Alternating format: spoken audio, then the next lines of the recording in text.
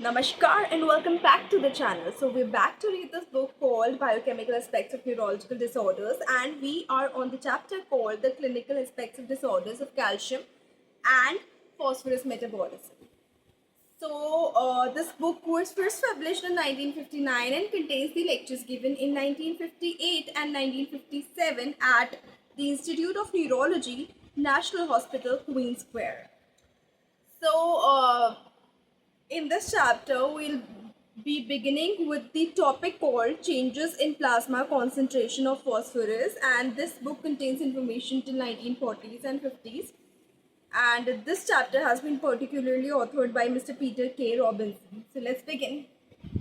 तो जो पहली इंट्रोडक्टरी लाइन ऑथर देते हैं वो इस टॉपिक के अंदर वो ये है कि जो प्लाज्मा फॉस्फोरस लेवल में जो चेंजेस हैं अगर वो देखा जाए तो उनके कोई अपने पर्टिकुलर सिम्टम्स पेशेंट में अराइज नहीं होते हैं, उनकी वजह से एक क्लिनिकल पिक्चर नहीं बनती है। लेकिन जो और इलेक्ट्रोलाइट्स या आयंस के चेंज हैं उनकी कॉन्सेंट्रेशन की जो ब्लड में चेंज है उसकी वजह से क्लिनिकल पिक्चर बनती है जो कि एसोसिएट हो जाती है फॉस्फोरस लेवल के चेंजेस के साथ प्लाज्मा में यदि वो साथ में प्रेजेंट हैं तो।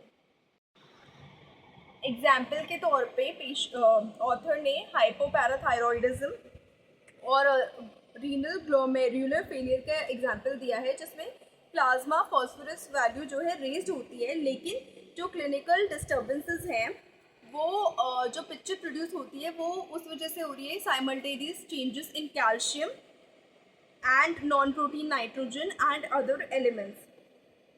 सिमिलरली जो हाइपर पैराथायरॉइडिज्म में, रिकेट्स में, रीनल ट्यूब्यूलर फेलियर में और बाकी कंडीशंस में फॉस्फोरस लेवल्स फॉल होती हैं, वो more alteration in concentration of calcium amino acids and their effects, उनकी वजह से ज़्यादा बड़ी क्लिनिकल पिक्चर प्रोड्यूस हो रही है। यानी जहाँ फॉस्फोरस लेवल रेज हो रही है या फॉल हो रही है तो उसकी वजह से क्लिनिकल पिक्चर्स नहीं आई इन डिजीज़ में, लेकिन जो फॉस्फोरस के साथ एसोसिएटेड अदर इलेक्ट्रोलाइट्स है, कैल्शियम हो गया या कुछ और मॉलिक्यूल है जैसे कोई प्रोटीन हो गया, उसके चेंजेस की वजह से एक क्लिनिकल पिक्चर उन डिजीज़ में प्रोड्यूस हो रही है।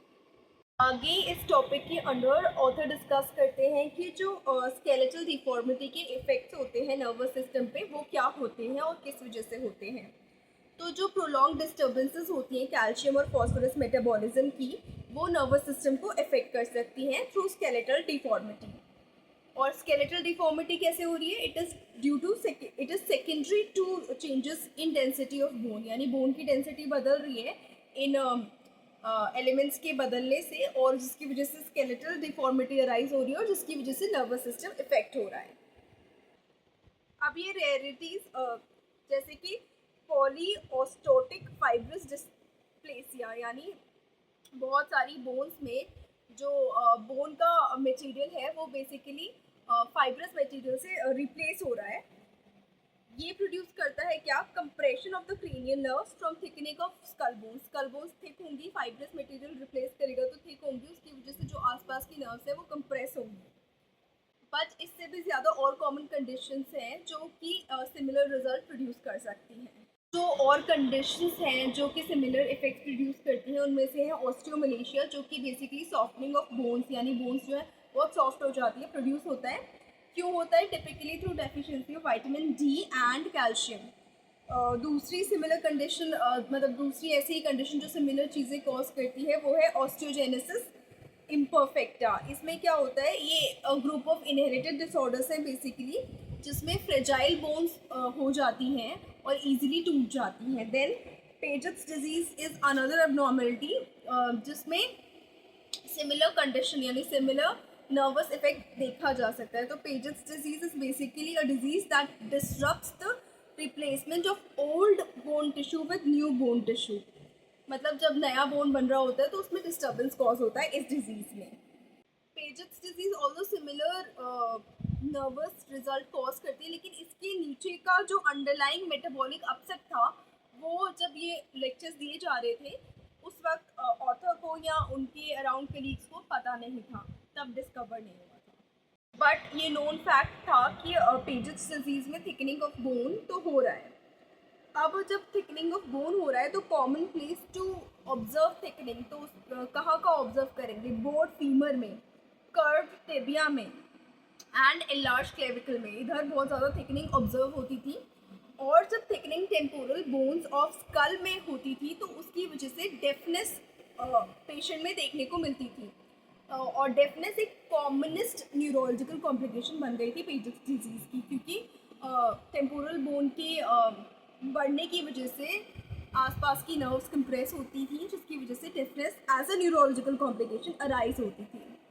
और ज़्यादा सीरियस कंप्रेशन हो सकते हैं जब चेंजेस होते हैं स्पाइनल कॉर्ड में या कॉर्डा इक्विना में।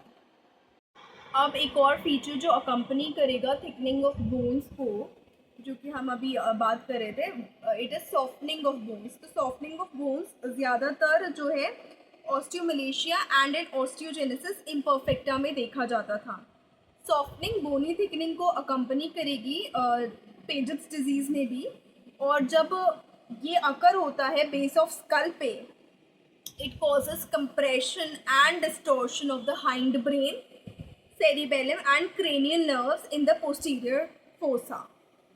जब ये सॉफ्टनिंग जो है ऑस्टियोमलेशिया और ऑस्टियोजेनेसिस इम्परफेक्टा में होती है, और ऑस्टियोजेनेसिस इम्परफेक्टा में पहले क्या होता है कि पहले स्पॉन्टेनियस फ्रैक्चर होता है, उसके बाद subsequent invagination of skull base होता है।